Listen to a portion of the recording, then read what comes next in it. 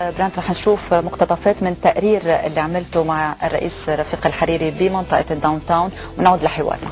Strolling through downtown alleys on foot with Brent Sadler and Hussam, Lebanese and foreign tourists alike converge on the late premiere for a handshake, a picture snap.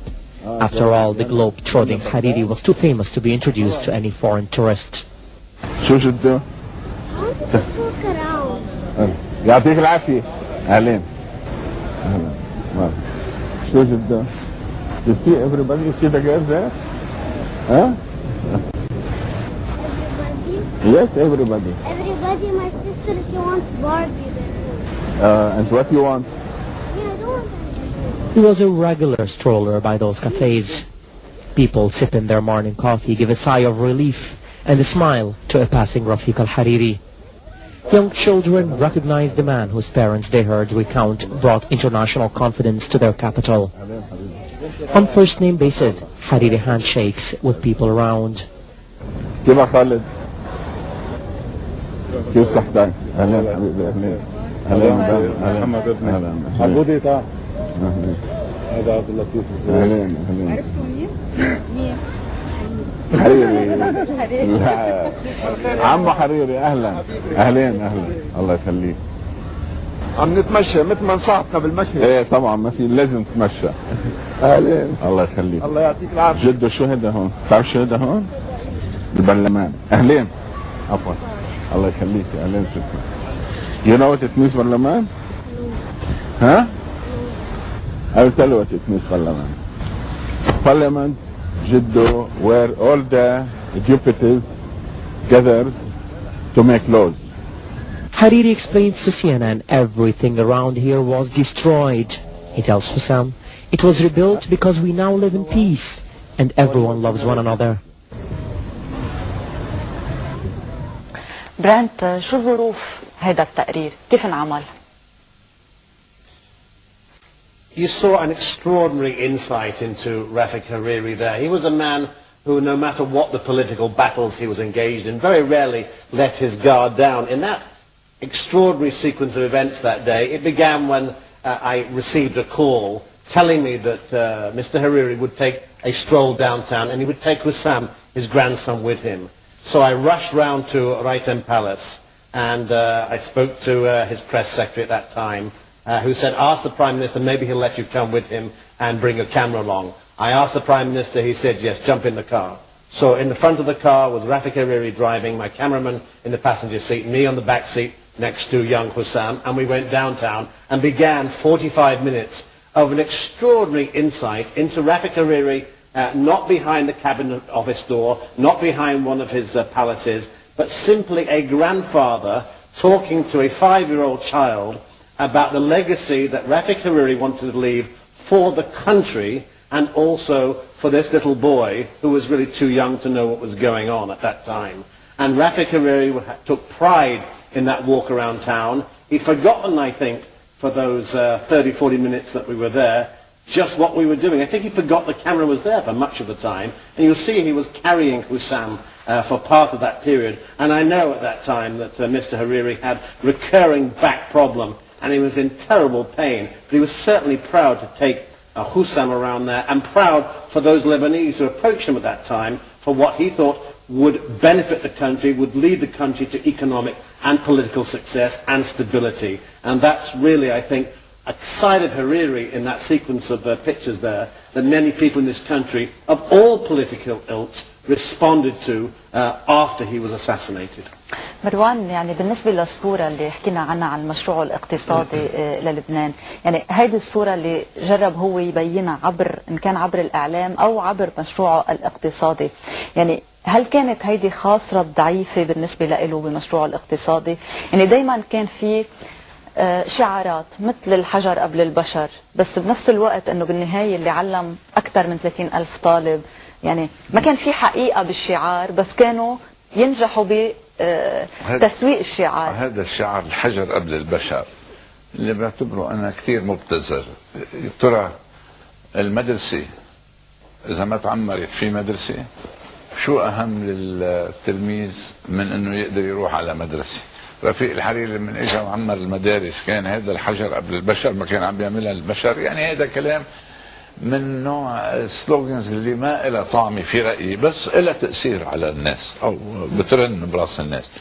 رفيق الحريري من عطى مجال ليمشي بمشروعه الاقتصادي. مشروعه الاقتصادي كان انه ينقل لبنان قبل سنه 2000 للقرن ال21 على كل صعيد. يعني خلينا نذكر انه رفيق الحريري قدم اول شيء، رفيق الحريري عمل اكبر مشروع للهاتف الثابت بين كل الدول العربيه. اول هاتف خليوي بكل المنطقه العربيه انوجد في لبنان. هو عمل اول مشروع لمدينه اعلاميه حره، وطبعا ما مشى فيها المجلس. شو اللي صار؟ يعني انا بريد هون اعطيك مثل على ما كان يمكن ان يصير. انا بقول اللي كان ريده رفيق الحريري هو اللي عمله الشيخ محمد بن راشد، لانه رفيق الحريري لما راح على دبي وعمل محطة تلفزيون هو محمد بن راشد، المحطة ما كانت ناجحة، خلينا نقول كل هالكلام، المحطة بذاتها، بس فكرة مدينة إعلامية كانت منقولة من هون لهونيك. وفكرة تطوير مدينة على شكل حديث وتطوير التفاعل تبعها بحيث تصير مدينة معولمة كانت فكرة رفيق الحريري. الفرق انه محمد بن راشد كان قادر ياخذ قرارات وينفذها. انا ما عم بدعي انه كان لازم رفيق الحريري يكون بنفس القدرة، نظامنا مختلف عن أنظمة بلدان الخليج، ولكن الزلمة ما كان ينعطى فرصة لأنه ما كان في رغبة في نجاحه من عدد كبير من الدول في المنطقة ومن عدد كبير من المنافسين السياسيين. لا تنسى أنه رفيق الحريري واحد من 4 أشخاص بس جداد اجوا على الحياة السياسية في لبنان. كل السياسيين الباقيين أولاد عيال سياسية، في 4 فقط بلبنان اللي اجوا مش من عيال سياسية وهو أحدهم وكان أبرزهم. فكان في يعني نوع من الغضب الشديد انه كيف اجى هالزلمه هالبلد. نحن عندنا في عنطزه كثير وفي تقاليد ترجع للقرن ال19 وما قبل. انه رفيق الحريري، من رفيق الحريري؟ شو هالكلام هذا؟ هذا كلام جارح لكل واحد انسان منا فات في ذره من العلم براسه. بس بالنسبه للطبقه السياسيه كان هالرجال وكانه دخيل واقع الحال، هو اللي جاب لنا روح جديده وجاب لنا نفس جديد للبنان. بس ما خلوا هالنفس الجديد ياخذ مدى لانه مريدين كان ينجح. ومثل ما عم بقول لك النجاح صار بدبي على قاعده لبنان. باكد لك انه يعني البلان الاساسيه الرسمه الاساسيه لما هي دبي كان هون. مارسيل، القرب من شخصيه سياسيه بهالدرجه قد ايه بيأثر على مهنيتك؟ يعني انت كنت قريب من رئيس الحريري. يعني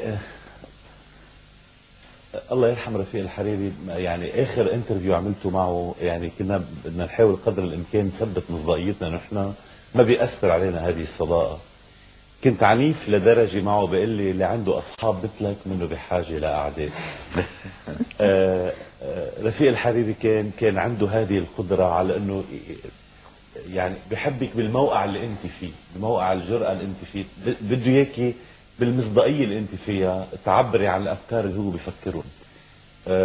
كان بحبنا بشخصيتنا انه ما ندوب فيه، ما ندوب بمشروع، نعبر عن هذا المشروع بقناعاتنا مش هو بحب. بس انت كنت تنقل له مظبوط شو اللي الانتقادات اللي عم تنقل له يعني على مشروعه كان الاقتصادي او السياسي. هيدي يمكن من سر العلاقه الوثيقه اللي خلت هذه العلاقه تتوسع اكثر واكثر مع رفيق الحريري. يعني انا بالقعدات الخاصه انا والرئيس الشهيد الله يرحمه كنا بين قرايتين بين فقره كنا نحكي بالاشياء اللي نسمعها، ان كان يعني بعتذر عن التعبير يمكن، ولكن بالوسط المسيحي اللي احنا عايشين فيه كنا نحكي بالسياسه بجو بكركي بجو الوضعيه المسيحيه.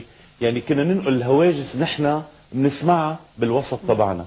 وكان هو يعني من اكثر الاشخاص اللي بحب يعني يسمع هذه الهواجس.